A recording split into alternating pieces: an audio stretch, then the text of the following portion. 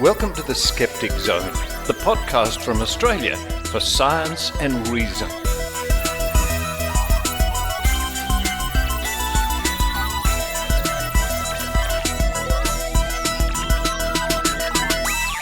Yes, it's the Skeptic Zone podcast, episode number 644 for the 14th of February 2021.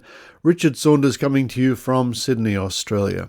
Now a big shout out to my friends in Melbourne and the state of Victoria. That state's gone into a sudden lockdown for 5 days. So you're sort of halfway through your 5 days now by the time you get this recording. And I am thinking about you, especially those people who hoped to get away this weekend for a little getaway. But coming up on this week's episode of the Skeptic Zone podcast, a couple of weeks ago we brought you the story, or wasn't quite a story, it was just a little bit of news about a chiropractor in the state of Queensland who had placed on the website of the practice way back at the beginning of the pandemic particularly bad advice about COVID-19, suggesting it wasn't that serious, and if you had chiropractic adjustment it would help and things like that. Well, finally action has been taken against that chiropractor, or at least directions to take that ridiculous video down. That story coming up at the top of the show. Following that, it's Logical Fallacies with the fabulous Michelle Bijkersma in Melbourne, probably in lockdown. Hang in there, Michelle. This week, Michelle looks at the fallacy of the single cause. Also known as causal oversimplification, this fallacy occurs when it is assumed that there is a single simple cause for an outcome, when in fact there may be a number of causes.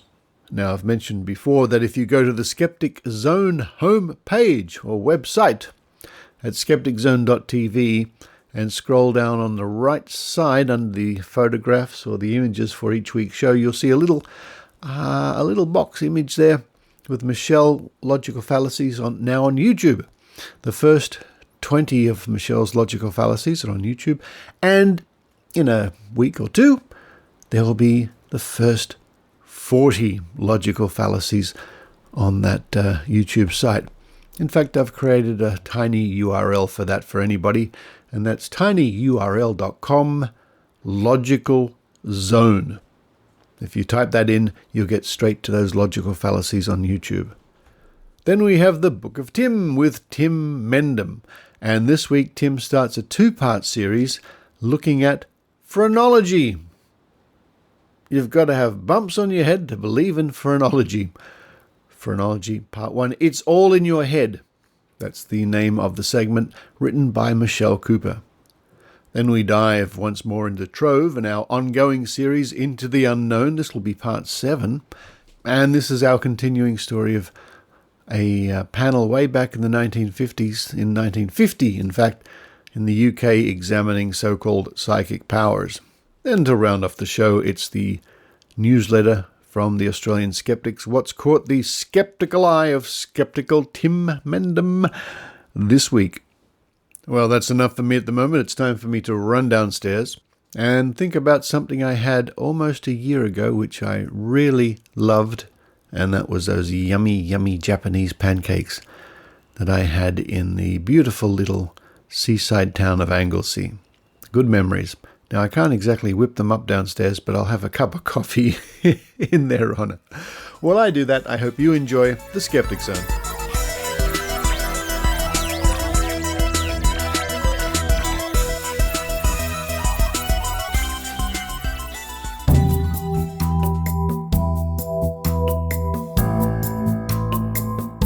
A couple of weeks ago on the Skeptic Zone podcast, I brought you the news of our concerns of a Queensland chiropractor who had videos online really downplaying the seriousness of COVID-19 and suggesting things like you could use chiropractic adjustment to help you in this respect. Well, I'm very pleased to report to you that action has been taken, and I quote from news.com.au, a story written by Stephanie Beto. Chiropractor forced to take down video on coronavirus claiming nonsense about big bad bug. A Queensland chiropractor has been referred for investigation after he posted a video making controversial claims. And this has been reported on the 10th of February, 2021. A chiropractor has been forced to take down a video he posted at the start of the coronavirus pandemic, claiming it was all hysteria and there was nothing to worry about.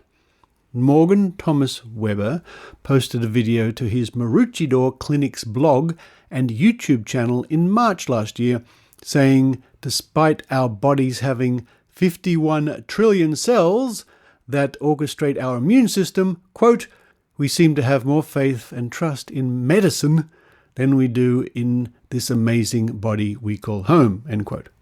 Quote, crazy, right? End quote, he said.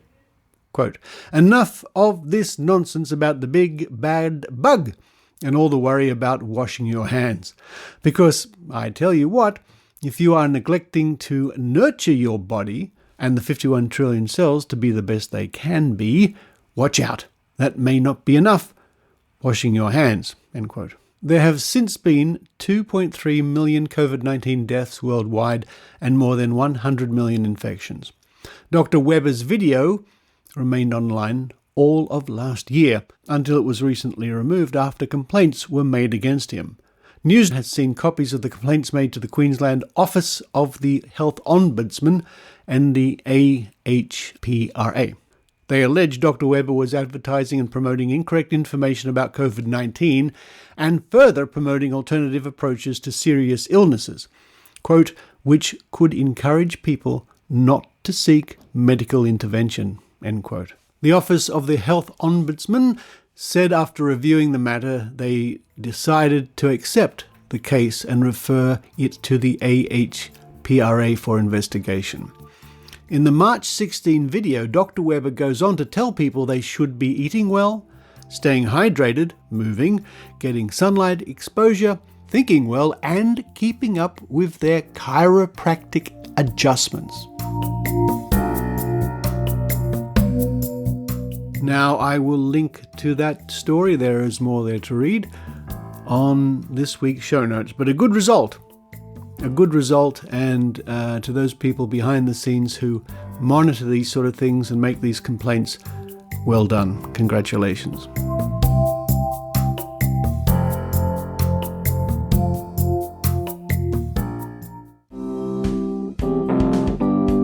Hi, this is Heidi Robertson from the Northern Rivers Vaccination Supporters. We are a group of concerned citizens dedicated to promoting good science and common sense in our region, the far north coast of New South Wales. This area, famous for its natural beauty and relaxed lifestyle, also has the lowest rates of vaccination in Australia. We are out to change that by challenging the myths and misinformation and by providing good evidence-based information to the community. We'd love for you, no matter where you are in the world, to join our fight. Please visit our webpage at www.nrvs.info. We also have a link there to our Facebook page. Tweet us at NRVaxSupporters, that's VAX, and check us out on Wikipedia by searching for Northern Rivers Vaccination Supporters. Thank you.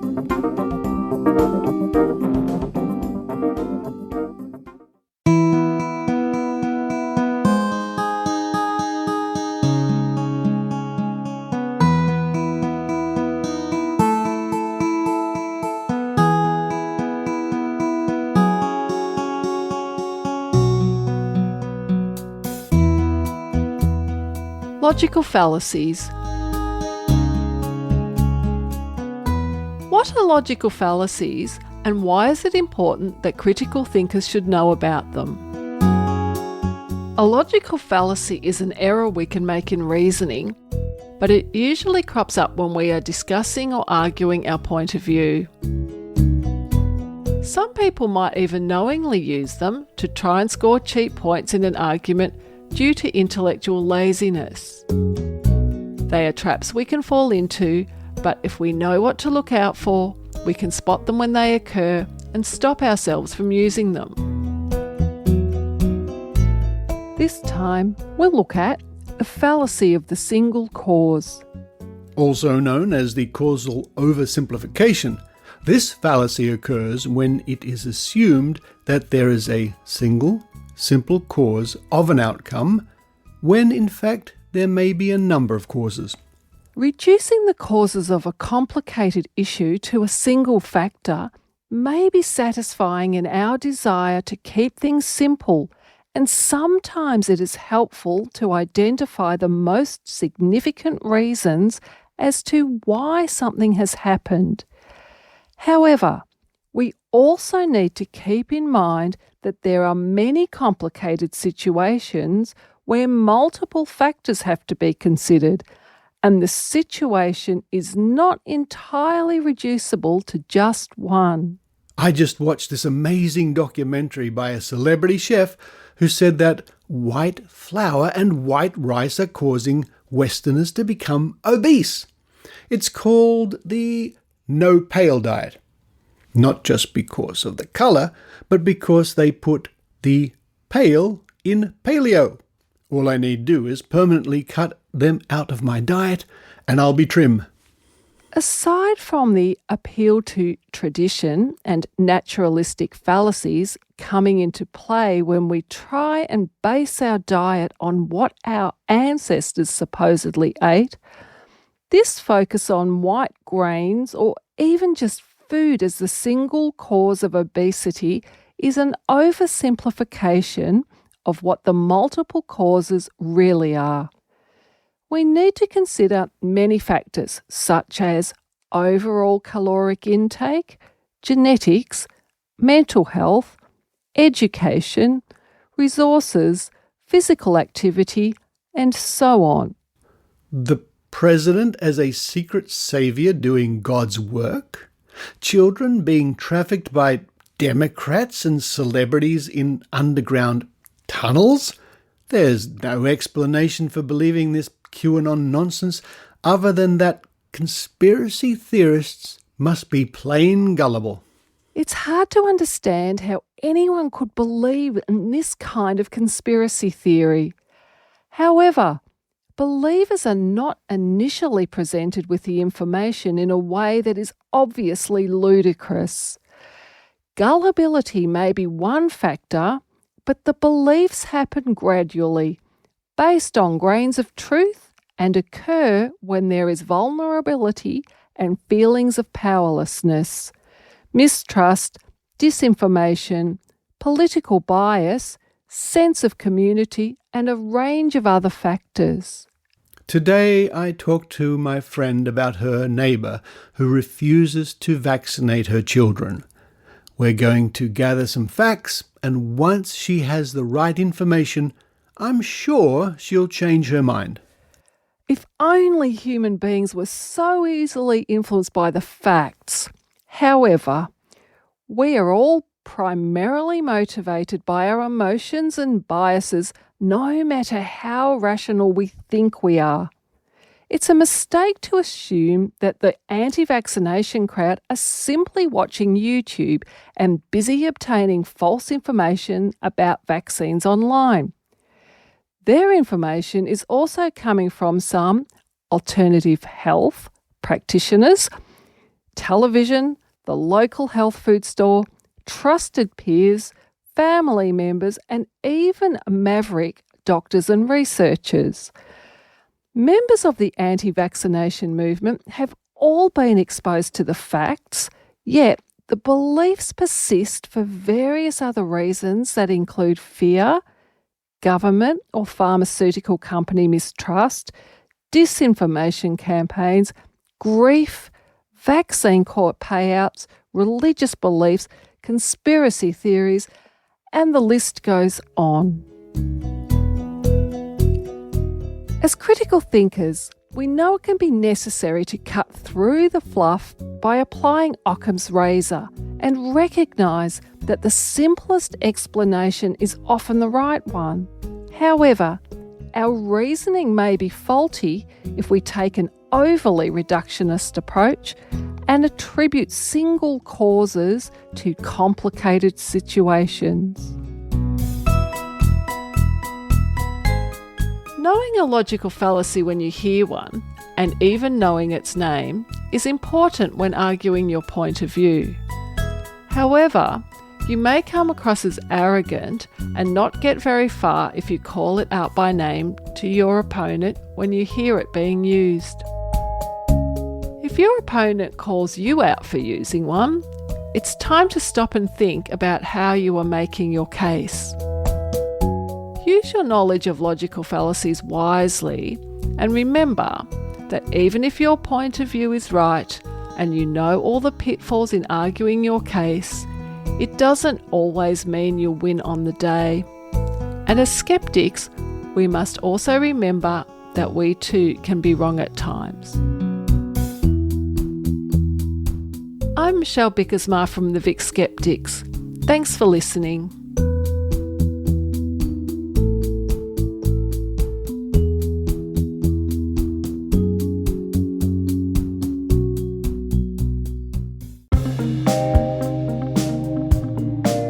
Skeptics Cafe, online from Victoria, Australia. No matter where you are in the world, join us on Monday, the 15th of February, 2021, for a live talk online.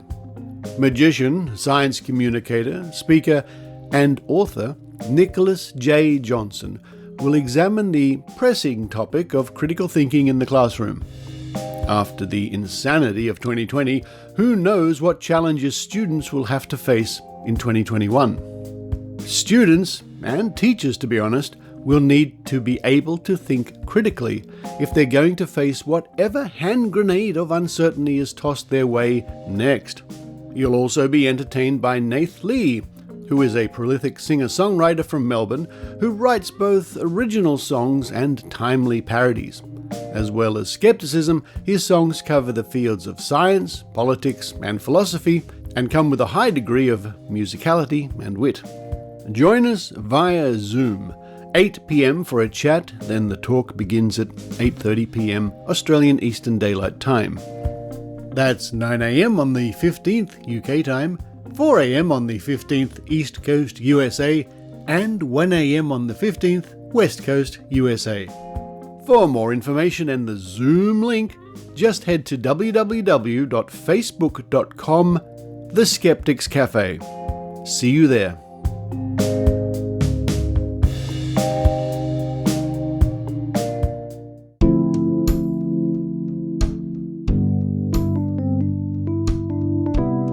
And now, a reading from the Book of Tim with Tim Mendham.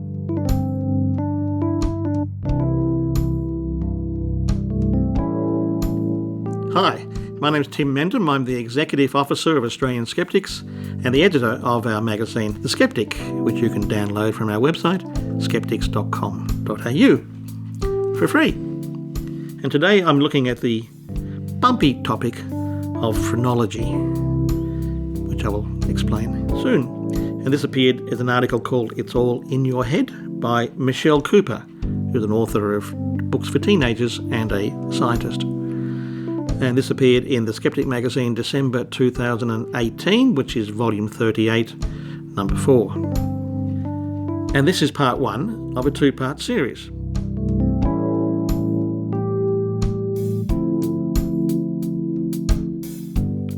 On the morning of 11th of November 1880, prison warders cut down the corpse of notorious Australian bushranger Ned Kelly from the scaffold at Melbourne Jail. Soon Kelly would be buried in an unmarked grave in the prison grounds, but first authorities would shave his beard and hair off, take careful measurements of his skull, and construct a plaster cast of his head for further study. Archibald Sillars Hamilton, self-proclaimed Professor of Phrenology, a man who'd have his own brushes with the law, had been bitterly disappointed that he'd not been permitted to examine Kelly prior to the execution. Hamilton had strongly desired to throw the light of science upon the character of the condemned man.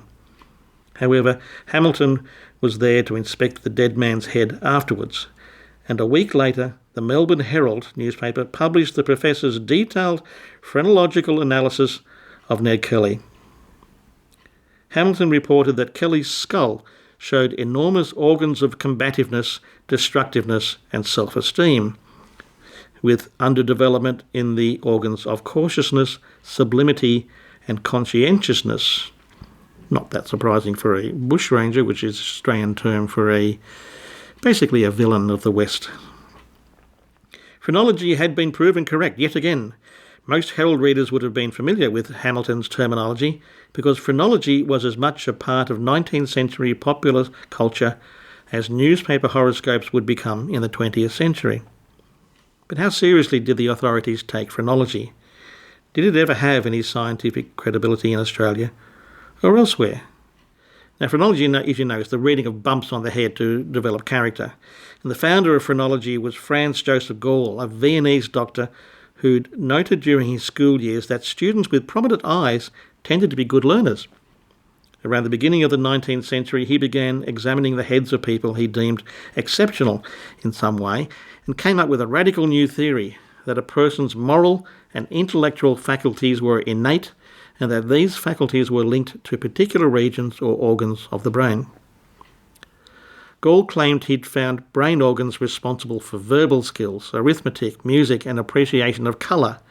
There was an organ for perseverance, one for the sense of God and religion, and another devoted to tenderness for the offspring. However, there are also organs for less benevolent characteristics and behaviours, such as vanity, larceny and murder. The more an individual used a particular organ, the larger that organ would grow, causing a corresponding bump on the overlying part of the skull. A skilled phrenologist would merely need to run his fingers over someone's skull to reveal that person's intelligence, personality, talents, marriage prospects, career options, and or criminal history. There was disagreement about where exactly these skull bumps were located, and even how many organs and related faculties existed, not surprisingly. This may have been because Gall had often drawn his conclusions from a single exceptional research subject, then ignored any contradictory data that later emerged. Phrenologists also relied heavily on studying plaster casts of heads, which were not very accurate skull representations for living subjects, unless those individuals happened to be bald or were willing to have shaved their heads. A bump on a young lady's head cast would reveal a large organ of poetic talent, or might simply show where her long hair had been bunched up when the cast was made. Gall stated that there were 27 faculties, although his colleague Johann Spurzheim described 32 faculties in his 1850 book Physiognomical System. An Edinburgh lawyer, George Combe, was inspired by Spurzheim's lectures on the topic and published his own best-selling book The Constitution of Man, listing 39 organs. Mr. H. Lundy of Leeds then announced he discovered 4 new organs, which included organs of comicality and grotesque, and on it went. Despite this confusion, interest in the new science of phrenology spread rapidly throughout Europe. Phrenologists were especially intrigued by the heads of recently deceased celebrities. When composer Joseph Haydn died in 1809, 2 phrenologists broke into his newly interred coffin to steal his head and examine his skull, subsequently reporting that his organ of music was fully developed. Surprise, surprise. The Marquis de Sade's exhumed skull, however, was described by a doctor at his asylum as showing no ferocity, no aggressive drives, no excess in erotic impulses. Perhaps the infamous libertine had reformed in his old age and his skull had changed shape accordingly. Spurzheim acquired the Marquis de Sade's skull from this doctor and added it to his collection, with plaster casts of the skull later used in phrenological lectures given to the public. However, it was the Americans who really brought phrenology to the masses. Orson Squire Fowler and his brother Lorenzo, explain that to me when they get the different names, began their lucrative phrenological business in the 1840s, selling phrenological books, ceramic busts and various other paraphernalia. Phrenological pamphlets on marriage and sex proved especially popular with the public. Lorenzo's wife Lydia also wrote a series of phrenological lessons for schoolchildren. Mark Twain, who's a lifelong skeptic, visited Lorenzo Fowler's rooms under an assumed name for a phrenological examination and received a chart that Twain reported did not resemble me in a single sharply defined detail. Notably, Twain was found to have a cavity in his skull, demonstrating a total absence of humour. Twain returned several months later, using his own name this time, and was given a second reading that bore no resemblance to the first chart. In fact, the cavity had now become an enormous bump of humour. The Fowlers may have viewed phrenology as a form of popular entertainment and a great way to make themselves a lot of money, but there were a number of scientists who took phrenology very seriously indeed. Sir George Mackenzie, a Fellow of the Royal Society, was an early supporter of phrenology, as were a number of medical doctors, including an editor of The Lancet. Alfred Russel Wallace, an anthropologist and biologist whose work on natural selection was published alongside Charles Darwin's writings, was a lifelong phrenologist. Admittedly, Wallace was also a spiritualist and anti-vaccinationist, so... Hewitt Cottrell Watson, renowned botanist and another Darwin collaborator, edited the Phrenological Journal. There's also Darwin's polymath cousin, Francis Galton, whose early interest in phrenology developed into a passion for eugenics. However, as early as 1843, phrenology had been labelled as pseudoscience in at least one medical textbook. Thomas Sewell, a professor of anatomy and physiology at Washington's Columbia College, was also scathing about phrenology's claims, stating in 1826 that his dissections of the brain had not shown any distinct organs within it, and that the size of the brain was not directly related to intelligence. Neuroanatomists, obviously studying the brain, would later disprove some of Sewell's conclusions, but not for another 50 years. Interestingly, many opponents of phrenology did not argue against it on rational grounds, but for religious and philosophical reasons. They were deeply offended by the notion that an individual's mind or soul or moral character was governed by material organs, whether in the brain or elsewhere. It was especially annoying to them that phrenologists claimed there was an organ of theology, when religious faiths were clearly due to divine intervention. Yet phrenology, or at least one branch of it, prided itself on being not just a science, but a reforming science. Gall himself had developed his theory of faculties after studying the diseased brains of the inmates of prisons and asylums. Phrenology was used to argue for and against abolishing slavery, extending the right to vote, and restricting the sale of alcohol. It was promoted through working-class educational societies as a self-improvement tool. It was taken up by the administrators of asylums and prisons. It is not surprising, then, that phrenologists turned their gaze towards colonial Australia, a place where a lot of criminals and convicts were sent.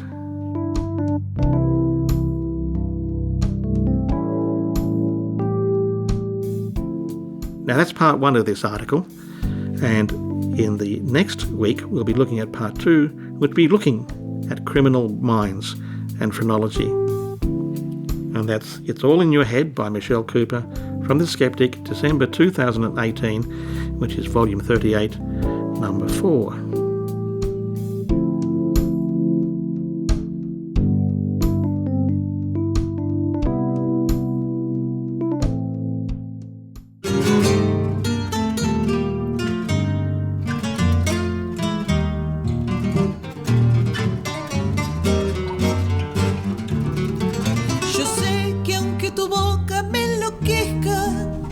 Hola, les habla Paula desde la hermosa ciudad de Buenos Aires, en Argentina. Cuando escuchamos podcasts, escuchamos los mismos que escucha todo el mundo, como The Skeptic Zone. Ojalá puedan venir a visitarnos algún día.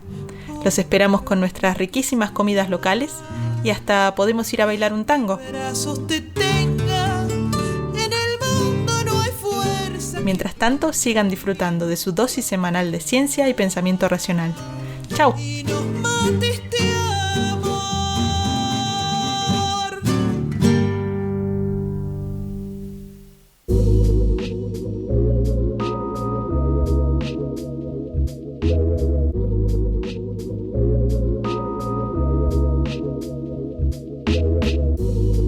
Now we continue our reading of the investigation from 1950 into the unknown.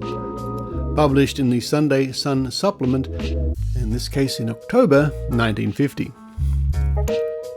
This, of course, comes to us from the archive at Trove at trove.nla.gov.au, the searchable online resource of digitised Australian newspapers, journals, periodicals, and so on.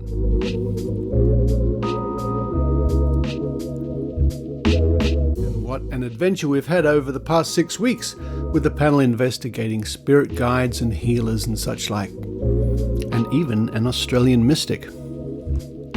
Now, if you remember last week, the panel were investigating a healer by the name of J.J. Thomas, who seemed to be channeling a German doctor called Dr. Robert.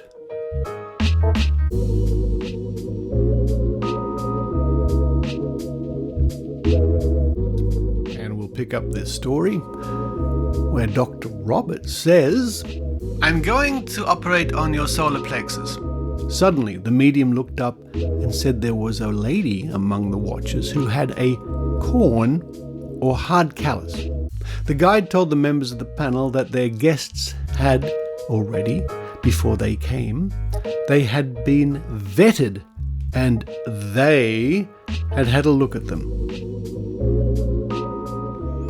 "There was only one dissenter among you, and he is not here today. Does that surprise you?" This was presumed to be a reference to Canon Knight, not present at this séance. Dr. Robert: "Did you fall 23 or 24 years ago?" Patient: "Maybe. I can't remember." Dr. Robert: "Have you had a little trouble with the right eye?" Patient: "Yes, quite right." Dr. Robert: "You are going to have a very pleasant surprise. No operation. In a very short space of time, you will feel a different man. You will get through life with more determination. Get health back, get happiness, and thank God." The third patient, a well-known surgeon, was conducted to the table. Guide: "I think we have very much in common, you and I. That is, getting rid of suffering." He removed a slipper from the doctor's foot and massaged it. The patient observed, "I couldn't have let you do that to me a few days ago." Dr. Robert: "If I were on the earth, I should say that this was the result of wine. We'll put a nice little injection there. It gets well. The pain goes from the knee right down to the toe. This is from one doctor to another, eh? I think you have been a scallywag. When I have finished with you, you will walk out much better than you walked in. I'm a very lively spirit when I get into a man's body. A pain in the head, also in the back. Many times you have treated your people and you feel very tired and sick afterwards." Patient: "Naturally, most people do after working hard." Dr. Robert: "That is the law that operates. If you have a healthy body and someone near you is sick, they sap your strength." Here Dr. Bendant interjected, "Surely that can be stopped if you know it's happening." Guide: "It cannot be stopped. There is a reason people say the young should not sleep with the very old. There are many spirit people here also. They come to learn. We have to help them too. We have 25 spirit doctors working on this one. There are also students, nurses, helpers, massage bearers, and hundreds of thousands of spirits helping. I just report what I am able to see to you people. Every one of you people here will go away feeling stronger than when you came in. You bring your victims, we do our best to heal them. I don't think I have missed anything with the 2 men I have helped." Both the preceding patients agreed. Guide: "Spirit help is here for everyone. We are not here to decry your medical profession. We are only here to help." To the patient: "If your time had come, I would not say I will get you well. I would only relieve you. But I know you have a long way to go. You have achieved something. You have a favorite chair?" The patient said that was true. "One day you will wake up in it and find yourself dead. Life goes on always, just like taking an old coat off and putting on a new one. This is your preliminary training because we do not talk in the spirit world, we only think. Each one of you carries a colour which shines before you. You cannot talk with your tongue in your cheek. You will be known for yourself there. Dr. Bendon. Do you stay there forever? Guide. Ben Ali Pasha, who comes with me, a Persian, has been here for 2,000 of your Earth years, and I have been dead for 54 years. I came back under the nom de plume of Dr. Robert. It means nothing. It just suits the purpose. Think deeply if anyone says they are an Egyptian princess. Thomas turned to the patient. I'm going to say to you, if your foot gets well, I shall be a very good doctor, eh? Auf Wiedersehen. Peace be in your heart. The following was prepared by the second patient, Mr. Nicholson, after returning home on the night of his treatment. Diagnosis: duodenal. Correct. Excessive eye watering. Correct. Excessive mouth saliva. Correct. Severe chest illness. Correct. Double pneumonia when a child.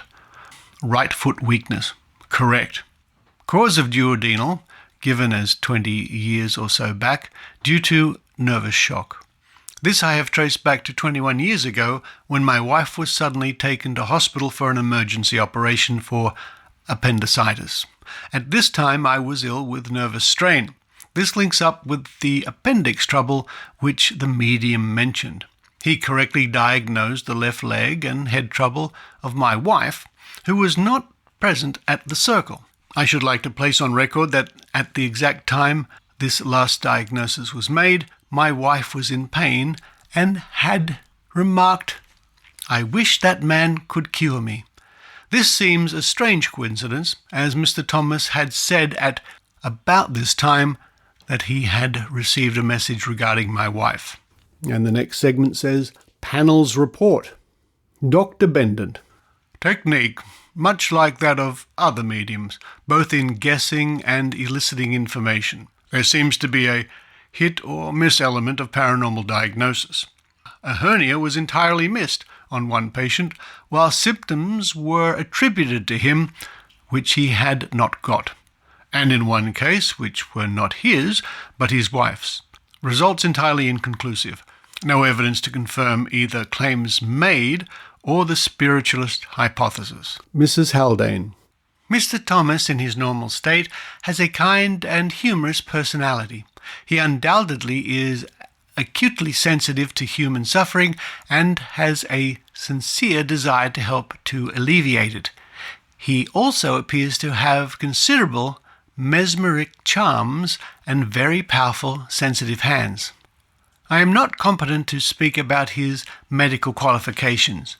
Mr. Thomas was out of the room for at least 10 minutes before the séance began. The two patients were also in another room. I cannot say, therefore, with any certainty whether or not he had any opportunity of discovering their symptoms before the doctor did. One cannot rule out the possibility that he could have had done so, either by telepathy or clairvoyance. L.A.G. Strong. This session showed that Mr. Thomas possesses undoubted gifts of paranormal sensitivity. His claim is that he is controlled by the spirit of a dead German doctor, who returns under the pseudonym of Dr. Robert. In the experiment, Mr. Thomas examined two patients brought by a doctor who knew their medical history. Apparently, in a light trance, he passes his hands over the first of these, who was lying more or less relaxed upon a couch, and proceeded to describe with great accuracy the symptoms which the patient felt, together with those which he had felt in the past, such as a severe dental abscess many years before. This enumeration, confirmed by the patient, was highly impressive, including as it did some very trivial symptoms.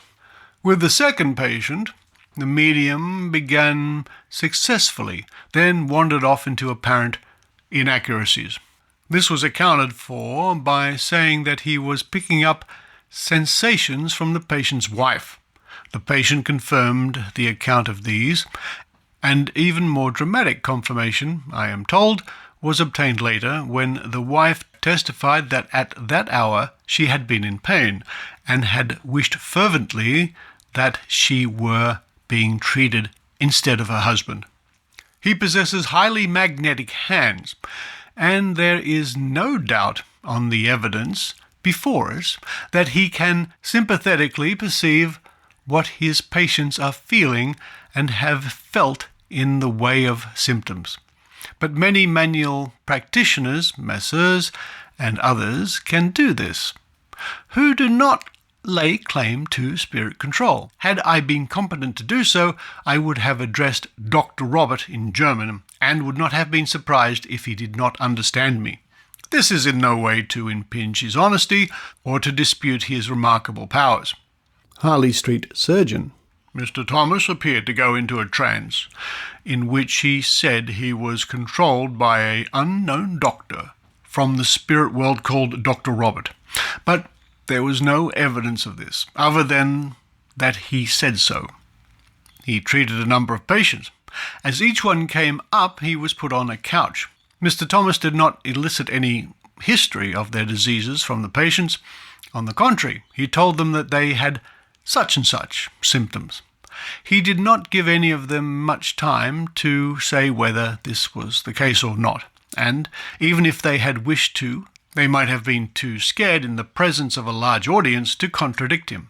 He went through a series of motions which could be described as a caricature of those which a surgeon might make in operating. He was a very good showman, with a strong personality, so that he exerted a considerable force of suggestion. I think it likely that in cases where there was an element of neurosis, he might effect improvement or even a cure. But I doubt if he could do anything for an organic disease.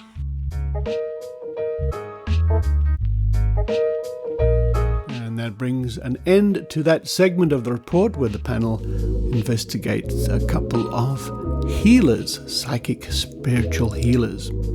And next week, join us where the panel sum up.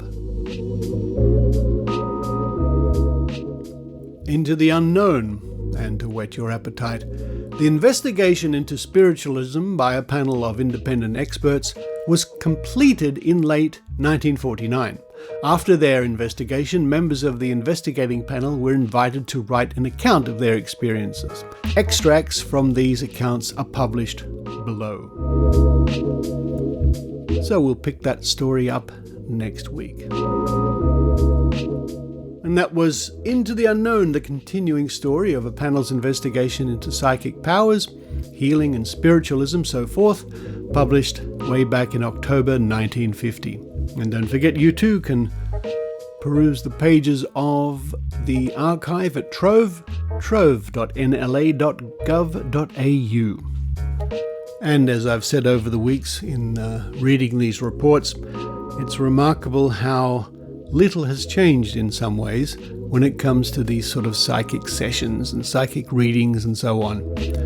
And what I can glean from this is much of this is the same stock, standard, cold reading techniques we've seen for decades. It's certainly interesting to read how some of the panel were convinced already that some of these people had magical powers.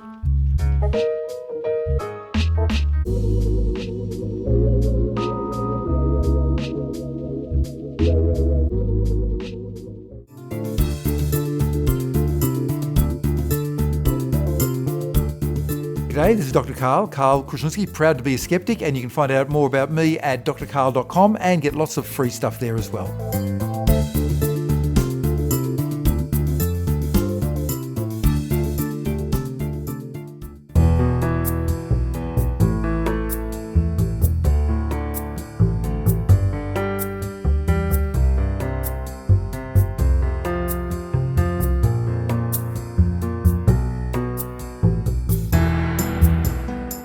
Let's have a look at the latest newsletter from the Australian Skeptics Newsletter number 116. Written and compiled by Tim Mendham.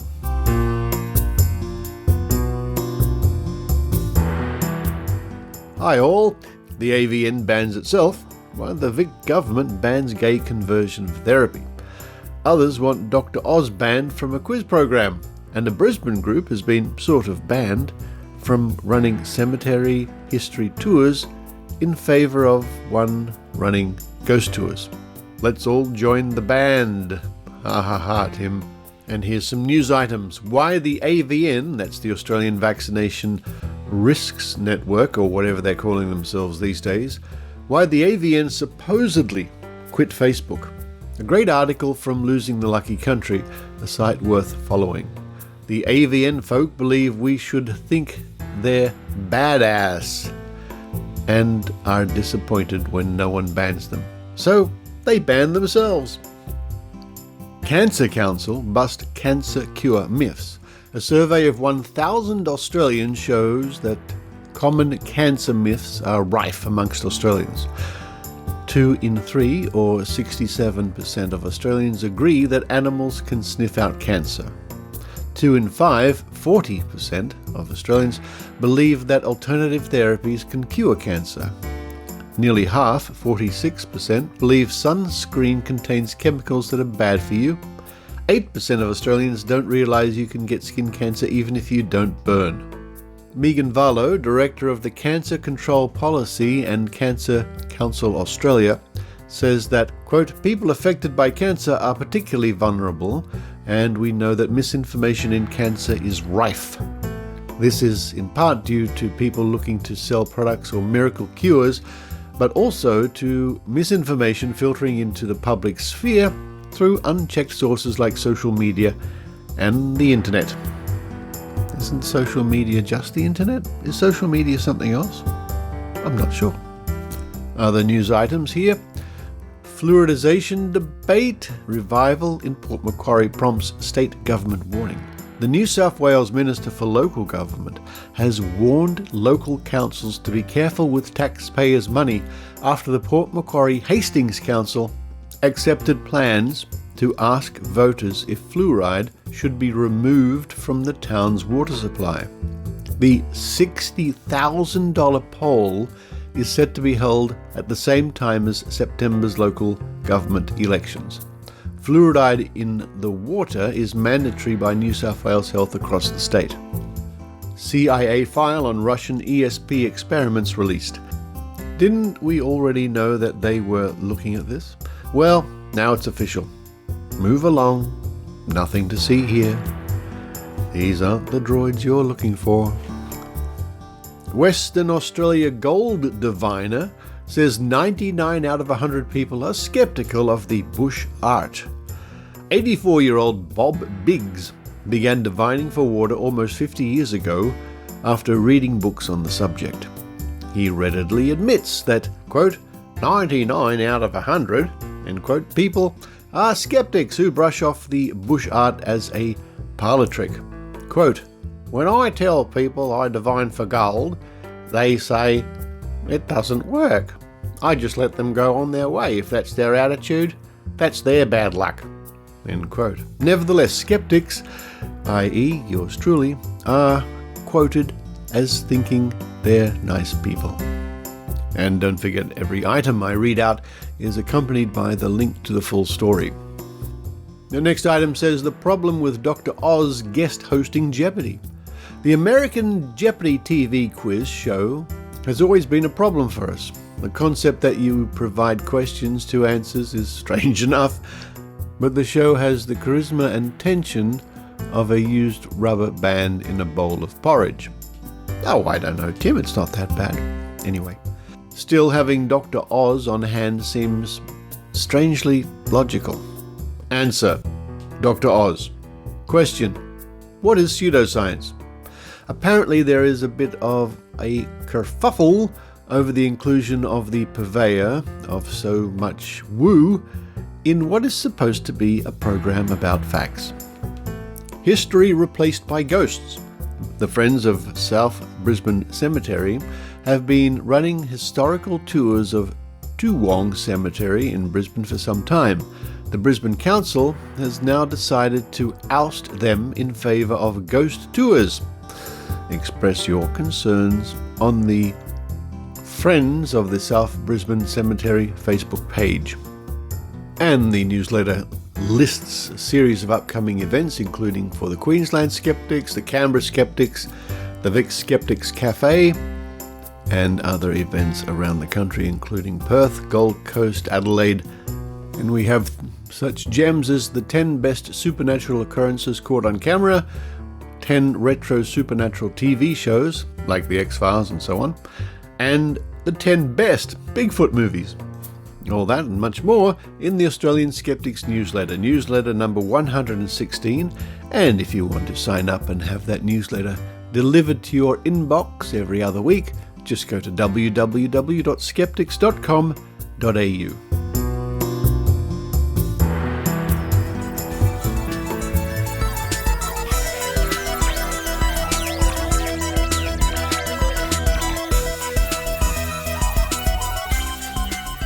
Thank you for listening to the Skeptic Zone. Now, here's a note from our friends in Canberra at the Canberra Skeptics about some upcoming presentations. Canberra Skeptics proudly presents Nuking the Moon. That sounds serious.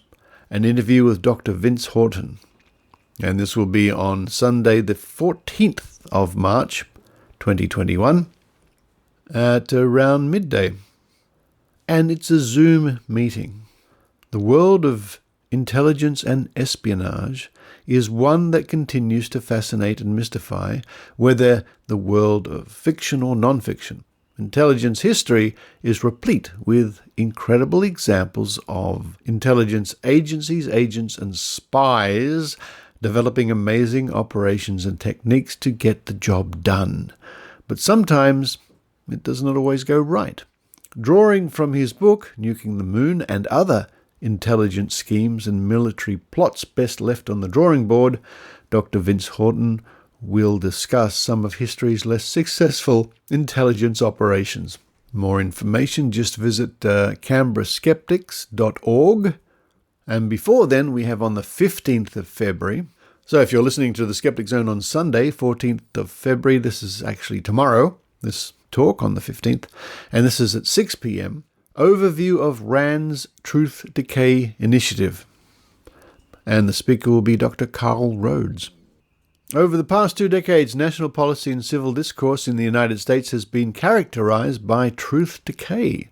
And I think we've mentioned this talk before anyway. For more information about this talk as well, just head for canberraskeptics.org.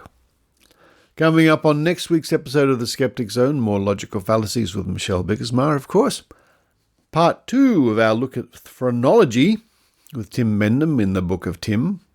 The beginning of the conclusion of our series Into the Unknown from the Trove archive. What will the panel conclude, we wonder? And the rest, of course, is a mystery because, well, it's a week away and I don't know what's going to happen.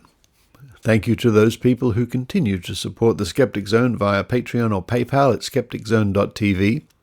Without your contribution, you wouldn't be hearing this and nobody else would either. I'd be sitting here doing the show to myself, because there wouldn't be a show to broadcast. And yes, believe it or not, the Skeptic Zone does have bills to pay. Surprise, surprise. Making a podcast every week, spending many hours putting it together and recording and equipment and hosting and, well, you can imagine. So your kind support, you people who do support the show, means everything to the show. And if you want to chip in with maybe suggested amount, $5 a month at Patreon or PayPal, just head for skepticzone.tv and click the link. And it really is a case of lots of little contributions building up to being something very meaningful. But for this week, with skeptical fingers crossed for the 3 missions now either at Mars or just about to get to Mars, this is Richard Saunders signing off from Sydney, Australia. You've been listening to the Skeptic Zone podcast.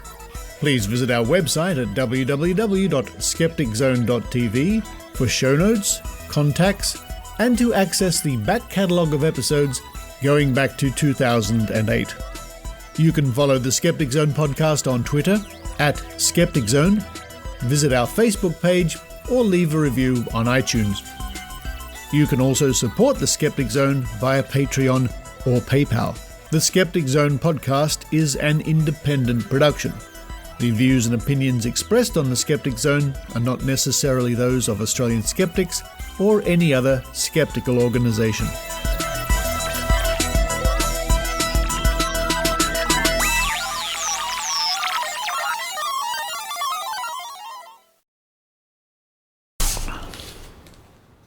Hello to the people who listen after the music. Hello, Adrian. I'm glad you listened to the music now, or after the music now. Hello, Susan.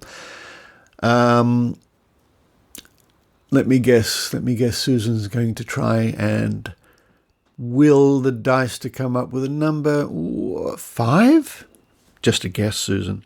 Now, this is the part of the show where I roll a 6-sided die, usually a 10, but today it's a 6, and you use whatever power you want, not cheating, of course, to guess or predict what numbers are going to come up. I'm going to roll this die 3 times.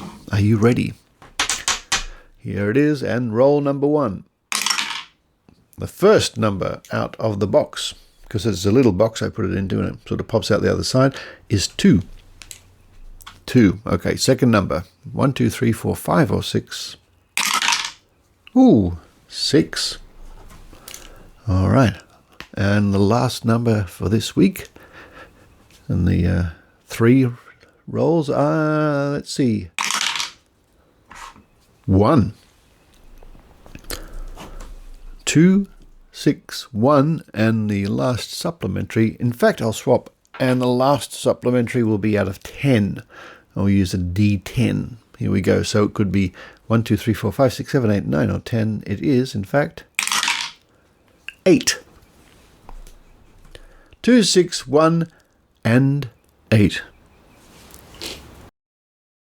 We can spot them when they occur and stop ourselves from using them. This time, we'll look at a fallacy of the single cause, also known as the causal oversimplification.